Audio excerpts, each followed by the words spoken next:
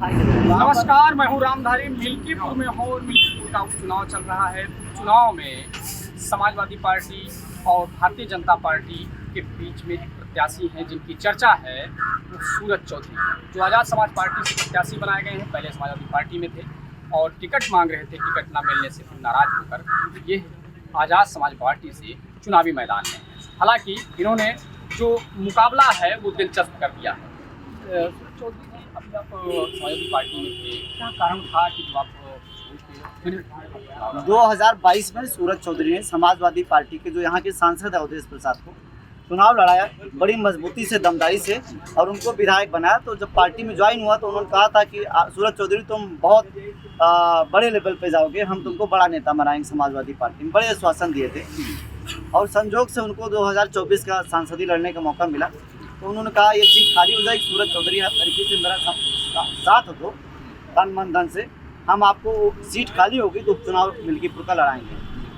और मैं उनको चुनाव लड़ाया, डटा रहा उनके साथ, रात दिन उनकी परछाई की तरीके काम किया और चुनाव उनको जिताने में अहम भूमिका निभाई। उनके सारथी के रूप में काम किया मैंने। और जब वो चुनाव जीत गए अवधेश प्रसाद जी, दूसरे दिन मैं उनको बधाई देने गया कि भैया मंत्री जी बधाई हो, आप चुनाव जीते हैं, मिल्कीपुर के लिए आशीर्वाद दीजिए कि जा करके हम मिल्कीपुर उपचुनाव की तैयारी करें। तो एकदम से अवधेश प्रसाद जी पलट गए।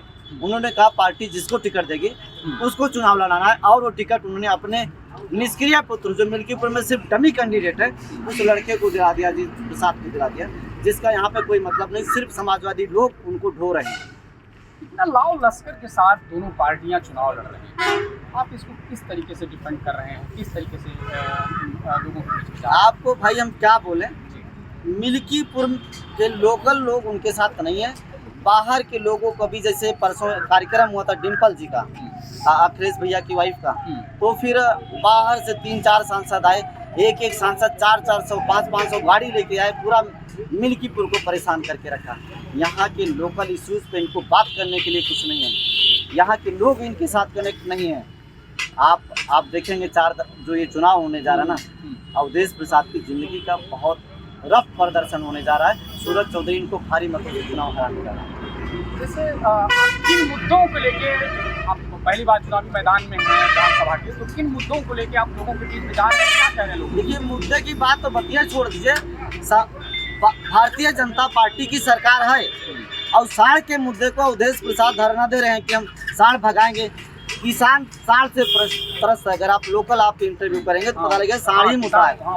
भारतीय जनता पार्टी की सरकार है, वो किसानों के प्रति क्यों नहीं गंभीर हो रही? सूरज चौधरी का क्वेश्चन मार्क है। लोगों की जो समस्याएं यहाँ पे साढ़ है, भारतीय जनता पार्टी के लोगों को साढ़ को हटाना चाहिए। लोग साढ़ से परेशान है, लोग साढ़ से परेशान है। और बीजेपी के लोग कहते हैं कि हमने तुम्हारे लिए राम मंदिर बना दिया, जाओ वहाँ दर्शन करो, जाओ कुंभ में बुला लेते हैं। और कितने लोगों की जान ले रहे हैं बीजेपी के लोग। अब ज़्यादा ढकोसला ज़्यादा समय तक चलेगा नहीं। आप राम मंदिर बनाए, बहुत अच्छी बात है, सबकी आस्था उसमें है। आप कुंभ बुलाइए लेकिन सुरक्षा का व्यवस्था करिए। आप यहाँ पे साढ़ों को छोड़िए लेकिन रात में किसानों को साढ़ ना रखाना पड़े, ऐसी व्यवस्था करिए। लोगों को झटका मशीन ना लगाना पड़े, जिससे किसान खुद ही कभी कभी दुर्घटनाग्रस्त हो रहा है, ऐसी व्यवस्था करिए। बीजेपी के जो लोग हैं उनका जो कच्चा चिट्ठा है लोग जान चुके हैं, समाज पढ़ लिख रहा है और अब उनको वोट करेगा नहीं। भारी संख्या में उनका बहिष्कार होगा, वोट नहीं करेंगे। अब लोग जो है मिल्कीपुर के खास करके युवा लोग जो हैं आज़ाद समाज पार्टी के रूप में उनको जो विकल्प खोज रहे थे वो मिल चुका है। जरूर। समाजवादी पार्टी या लगा रही भारतीय जनता पार्टी पर, तो अगर वो दबाव की राजनीति, प्रशासन नहीं चुनाव लड़ाएगा तो चुनाव वो जीतेंगे। तो आपको क्या लग रहा है, आपके साथ भी प्रशासन इस तरीके से व्यवहार कर रहा है, क्या लगा आपको? समाजवादी पार्टी को लोग, यहाँ की जो नेता होता है ना, वो अपने जो मुखिया है राष्ट्रीय अध्यक्ष श्री अखिलेश यादव को झूठी मूठी सूचना देते हैं। ऐसे चुनाव नहीं आ रहे, अपने परिवारवाद के चक्कर में 6 सीट हारे, यह हारता है, अपनी जिंदगी के सबसे बड़ी हार लेता है। लड़का उनका निष्क्रिय और आरोप लगाए। सूरज चौधरी ने जो पार्टी छोड़ा था इसी चक्कर में छोड़ा था। लड़का टिकट मांग रहा था, हम भी मांग रहे थे। लड़का लखनऊ में रहता है, सूरज चौधरी यहाँ चप्पल घिसे आए। सूरज चौधरी ने कहा कि लोकल कार्यकर्ता को चुनाव लड़ाया जाए और ये चुनाव अजीत प्रसाद हार गई है और कहीं कि प्रशासन ने चुनाव इनको हरा दिया सूरज चौधरी।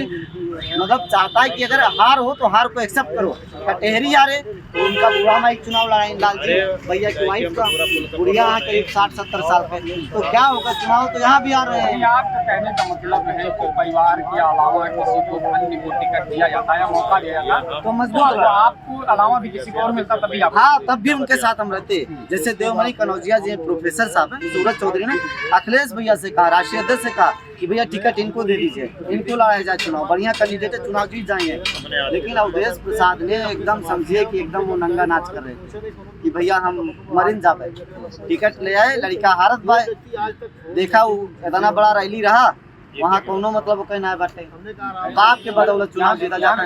आज जनता भैया वो सब वो जो सांसद लोग आए तो बाहर से बसा भर भर के लेके आए रहे।